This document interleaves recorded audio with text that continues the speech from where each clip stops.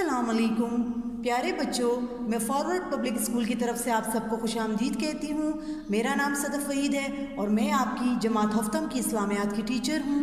پچھلی کلاس میں ہم ایمانیات و عبادات سبق نمبر 1 رسولوں پر ایمان کی وضاحت کر چکے ہیں۔ اب ہم رسولوں پر ایمان حصہ دوم کی وضاحت کریں گے اور آپ کو اس سبق کی مشق بھی کروائیں گے۔ آئیں بچوں، اپنے سبق کی طرف آتے ہیں۔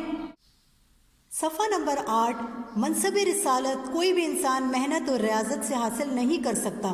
منصب کا مطلب ہے رسالت کا عہدہ، ریاضت کا مطلب ہے مشقت، بلکہ یہ اللہ تعالیٰ کا خصوصی عطیہ ہے۔ خصوصی عطیہ کا مطلب ہے خاص تحفہ جو اس شخص کو ملتا ہے جسے اللہ تعالیٰ منتخب فرمائے۔ اللہ تعالیٰ کا ارشاد ہے، اللہ عالم و حیث و یجل و رسالتہ، سورۃ الانعام آیت نمبر 125۔ ترجمہ، اس کو اللہ ہی خوب جانتا ہے کہ رسالت کا کون سا محل ہے اور وہ اپنی پیغمبری کس سے عنایت فرمائے۔ محل کا مطلب ہے مقام، عنایت کا مطلب ہے عطا۔ رسالت کا عہدہ کوئی انسان اپنی محنت سے حاصل نہیں کر سکتا، بلکہ یہ اللہ کا خصوصی تحفہ ہے جو اس شخص کو ملتا ہے جسے اللہ تعالیٰ چنتا ہے۔ اللہ تعالیٰ کا ارشاد ہے، ترجمہ، اللہ بہتر جانتا ہے کہ رسالت کا کون سا مقام ہے اور کس کو پیغمبر بنا کر بھیجے گا۔ عقیدہ رسالت کا ایک جزو یہ بھی ہے کہ انبیاء کرام وحی کرتے ہیں اور کہتے ہیں جس کا انہیں اللہ تعالیٰ کی جانب سے حکم ہوتا ہے۔ اللہ تعالیٰ کا ارشاد ہے، وَمَا يَنطِقُ عَنِ الْهَوَىٰ إِنْ هُوَ إِلَّا وَحْيٌ يُوحَىٰ، سورہ نجم آیت نمبر 2 اور 3۔ ترجمہ، وہ اپنی خواہش نفس سے نہیں بولتا، یہ تو ایک وحی ہے جو اس پر نازل کی جاتی ہے۔ عقیدہ رسالت کا ایک حصہ یہ بھی ہے کہ انبیاء کرام وہی سب کرتے ہیں جس کا اللہ انہیں حکم دیتا ہے۔ اللہ تعالیٰ کا ارشاد ہے، ترجمہ، انبیاء کرام اور پیغمبر خود سے کچھ نہیں بولتے بلکہ ان کو اللہ کی طرف سے حکم آتا ہے۔ اسلامی تعلیمات کے مطابق انبیاء کرام ہر قسم کی غلطی سے پاک اور معصوم ہوتے ہیں، اس لیے کہ وہ احکام الہی کا عملی نمونہ پیش کرتے ہیں۔ احکام الہی اللہ کا حکم، ان کا ہر قول حق اور ہر عمل صحیح ہوتا ہے۔ قول کا مطلب ہے بات، عمل کا مطلب ہے کام۔ ہر نبی کی پوری زندگی ایک صاف اور روشن آئینے کی مانند ہوتی ہے۔ مانند کا مطلب ہے طرح، جسے اللہ تعالیٰ انسانوں کے لیے اسوہ حسنہ یعنی ایک مثالی نمونہ مقرر فرماتا ہے۔ اسوہ حسنہ کا مطلب ہے اچھا نمونہ، اور نبی کی اتباع میں ہی نجات ہوتی ہے۔ اتباع کا مطلب ہے پیروی کرنا، نجات کا مطلب ہے چھٹکارا۔ اسلامی تعلیمات کے مطابق انبیاء کرام غلطیوں سے پاک ہوتے ہیں، وہ اللہ کے حکم کو آگے پہنچاتے ہیں، ان کی ہر بات سچ اور ہر کام صحیح ہوتا ہے۔ ہر نبی کی زندگی آئینے کی طرح صاف اور روشن ہے، جسے اللہ انسانوں کے لیے ایک مثال کے طور پر مقرر فرماتا ہے، اور نبی کی پیروی کرنے میں ہی ہمیں نجات مل سکتی ہے۔ صفحہ نمبر 9 پر ہے رسالت کے تقاضے۔ تقاضے کا مطلب ہے اصول۔ رسالت بنی نوع انسان کے لیے عطیہ الہی اور سب سے عظیم نعمت ہے۔ بنی نوع کا مطلب ہے حضرت آدم علیہ السلام کی اولاد، عطیہ الہی کا مطلب ہے اللہ کا تحفہ۔ عقیدہ رسالت کے چند اہم تقاضے درج ذیل ہیں۔ رسالت حضرت آدم علیہ السلام کی اولاد کے لیے اللہ کا دیا ہوا تحفہ اور ایک بڑی نعمت ہے۔ عقیدہ رسالت کے کچھ اصول نیچے دیے گئے ہیں۔ پہلا اصول ہے ایمان۔ عقیدہ رسالت کا اولین تقاضا یہ ہے کہ اللہ تعالیٰ کے بھیجے ہوئے انبیاء کرام علیہ السلام پر صدق دل سے ایمان لایا جائے۔ اولین کا مطلب ہے پہلا، صدق، سچے، اور انہیں قول و فعل میں سچا مانا جائے۔ قول و فعل، بات اور کام۔ حقیقی فلاح و نجات نبی کریم صلی اللہ علیہ وآلہ وسلم کی اطاعت میں پوشیدہ ہے۔ فلاح کا مطلب ہے کامیابی، پوشیدہ کا مطلب ہے چھپا ہوا۔ آپ صلی اللہ علیہ وآلہ وسلم کے راستے سے بہتر اور کوئی راستہ نہیں۔ جب کسی انسان کا یہ یقین بن جائے تو وہ ایمان کی حقیقی لذت سے آشنا ہوتا ہے۔ لذت کا مطلب ہے ذائقہ، آشنا، واقف ہونا۔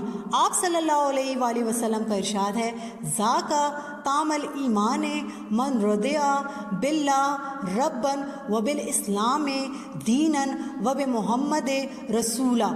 ترجمہ، جس شخص نے اللہ تعالیٰ کو اپنا پروردگار، اسلام کو اپنا دین اور حضرت محمد رسول اللہ خاتم النبیین صلی اللہ علیہ وآلہ وسلم کو اپنا رسول خوشی سے جان لیا تو سمجھ لے کہ اس نے ایمان کا ذائقہ چکھ لیا۔ خاتم النبیین کا مطلب ہے آخری نبی۔ سب سے پہلا اصول ہے ایمان۔ عقیدہ رسالت کا پہلا اصول یہ ہے کہ اللہ کے بھیجے انبیاء کرام پر سچے دل سے ایمان لائیں، ہر بات اور کام میں ان کو سچا مانا جائے۔ اصل کامیابی حضرت محمد صلی اللہ علیہ وآلہ وسلم کی فرما برداری میں چھپی ہوئی ہے۔ اگر انسان آپ صلی اللہ علیہ وآلہ وسلم کے بتائے ہوئے راستے پر چلے تو وہ ایمان کے اصل ذائقے کو جان جائے گا۔ آپ صلی اللہ علیہ وآلہ وسلم کا ارشاد ہے، ترجمہ: جو شخص اللہ کو اپنا رب، اسلام کو اپنا دین اور نبی اکرم صلی اللہ علیہ وآلہ وسلم کو اپنا آخری رسول خوشی سے مان لے تو گویا اس نے ایمان حاصل کر لیا۔ دوسرا اصول ہے اطاعت۔ رسالت کا دوسرا تقاضا یہ ہے کہ اللہ تعالیٰ کے بھیجے ہوئے رسول کی اطاعت کی جائے، زندگی کے تمام معاملات میں اس کی تعمیل کی جائے۔ اللہ تعالیٰ ارشاد فرماتا ہے، وَمَا أَرْسَلْنَا مِن رَسُولٍ إِلَّا لِيُطَاعَ بِإِذْنِ اللَّهِ، سورہ نساء آیت نمبر 64۔ ترجمہ: اور ہم نے جو پیغمبر بھیجا ہے اسی لیے بھیجا ہے کہ اللہ کے فرمان کے مطابق اس کا حکم مانا جائے۔ فرمان کا مطلب ہے حکم۔ رسالت کا دوسرا اصول اللہ کے بھیجے گئے رسول کی فرما برداری کرنا ہے۔ اللہ تعالیٰ ارشاد فرماتا ہے، ترجمہ: اور ہم نے پیغمبر اس لیے بھیجا کہ اللہ کے حکم کے مطابق اس کا حکم مانے۔ صفحہ نمبر 10 پر ہے، اللہ تعالیٰ کے رسول کی اطاعت در حقیقت اللہ تعالیٰ کی اطاعت ہوتی ہے، اس لیے کہ رسول کا حکم اللہ تعالیٰ ہی کا حکم ہوتا ہے۔ اللہ تعالیٰ ارشاد فرماتا ہے، مَن یُطِعِ الرَّسُولَ فَقَدْ أَطَاعَ اللَّهَ، سورہ نساء آیت نمبر 80۔ ترجمہ: جو شخص رسول کی فرما برداری کرے گا تو بے شک اس نے اللہ کی فرما برداری کی۔ اگر ہم نے اللہ کے رسول کا حکم مانا تو ہم نے اللہ کا حکم مانا۔ اللہ تعالیٰ کا ارشاد ہے، ترجمہ: جو شخص رسول کا حکم مانے گا تو اس نے اللہ کا حکم مان لیا۔ رسالت کا تیسرا اصول ہے محبت۔ رسالت کا یہ بھی تقاضا کہ اللہ تعالیٰ کے بھیجے ہوئے رسول پر ایمان لا کر نہ صرف اطاعت کی جائے بلکہ دل و جان سے ان سے محبت بھی کی جائے، اس لیے کہ رسول انسانیت کا محسن ہوتا ہے، وہ رائے راست کی تلقین کرتا ہے اور انسانی معاشرے کو برائیوں سے پاک کرتا ہے۔ سب سے بڑھ کر یہ کہ رسول کی محبت اللہ تعالیٰ کا محبوب بن جانے کا ذریعہ ہے۔ اللہ تعالیٰ ارشاد فرماتا ہے، محسن کا مطلب ہے احسان کرنے والا، تلقین کا مطلب ہے نصیحت، محبوب کا مطلب ہے پسندیدہ۔ قُلْ إِن كُنتُمْ تُحِبُّونَ اللَّهَ فَاتَّبِعُونِي يُحْبِبْكُمُ اللَّهُ، سورہ آل عمران آیت نمبر 31۔ ترجمہ: اے پیغمبر، لوگوں سے کہہ دو کہ اگر تم اللہ کو دوست رکھتے ہو تو میری پیروی کرو، اللہ تمہیں دوست رکھے گا۔ پیروی کا مطلب ہے حکم ماننا۔ تیسرا اصول ہے محبت۔ رسالت کا تیسرا اصول نہ صرف اللہ کے بھیجے گئے رسول پر ایمان لا کر حکم مانا جائے بلکہ دل سے ان سے محبت بھی کی جائے، کیونکہ رسول پوری انسانیت پر احسان کر کے اس کو سیدھے راستے پر لاتا ہے اور معاشرے سے برائیاں ختم کرتا ہے، اور رسول کی محبت سے انسان اللہ کا پسندیدہ بندہ بن جاتا ہے۔ اللہ تعالیٰ کا ارشاد ہے، ترجمہ: لوگوں سے کہو کہ اگر تم اللہ کو اپنا دوست سمجھتے ہو تو میرا حکم مانو، اللہ بھی تمہیں اپنا دوست بنائے گا۔ رسول کی محبت ایمان کی تکمیل کا ذریعہ ہے۔ تکمیل کا مطلب ہے پورا کرنا، جس کی وضاحت نبی کریم صلی اللہ علیہ وآلہ وسلم نے یوں فرمائی ہے کہ کسی بھی شخص کا ایمان اس وقت تک مکمل نہیں ہو سکتا جب تک وہ مجھ سے اپنے باپ، بیٹے اور تمام انسانوں سے زیادہ محبت نہ رکھے۔ رسول کی محبت ایمان کو مکمل کرتی ہے۔ کوئی بھی شخص اس وقت تک مکمل ایمان حاصل نہیں کر سکتا جب تک وہ اپنے باپ، بیٹے سے مجھ سے زیادہ محبت کرے۔ صفحہ نمبر 11، ہمیں چاہیے کہ ہم اپنے آخری نبی حضرت محمد رسول اللہ خاتم النبیین صلی اللہ علیہ وآلہ وسلم پر صدق دل سے ایمان لا کر سنت رسول کی مکمل پیروی کریں۔ اسی طرح ہم دنیاوی اور اخروی زندگی میں کامیابی حاصل کر سکتے ہیں۔ ہمیں چاہیے کہ اپنے آخری نبی حضرت محمد صلی اللہ علیہ وآلہ وسلم پر سچے دل سے ایمان لا کر ان کا حکم مانیں، اسی طرح ہم دنیاوی زندگی اور آخری زندگی میں کامیاب ہو سکتے ہیں۔ اب ہم مشق کی طرف آتے ہیں۔ صفحہ نمبر 11 پر تیسرا سوال ہے آپ کا، درست جواب کا انتخاب کریں۔ یہاں پر جو صحیح آپشن ہے اس پر آپ بھی پینسل سے ٹک لگاتے جائیں۔ نمبر 1، رسالت کے لفظی معنی کیا ہیں؟ پیغام، پیغام لینا، پیغام پہنچانا۔ پیغام پہنچانا پر ٹک لگائیں۔ نمبر 2، انبیاء کرام کیا تھے؟ جنات، فرشتے، انسان۔ انسان پر ٹک لگائیں۔ نمبر 3، بعثت انبیاء کا مقصد کیا ہے؟ ہدایت دینا، اطاعت کرنا، عزت و احترام کرنا۔ ہدایت دینا پر ٹک لگائیں۔ نمبر 4، رسالت کا اولین تقاضا کیا ہے؟ रसूलों पर ईमान लाया जाए, रसूलों का एहतराम किया जाए, रसूलों की ज़ियारत की जाए, रसूलों पर ईमान लाया जाए पर टिक लगाएं।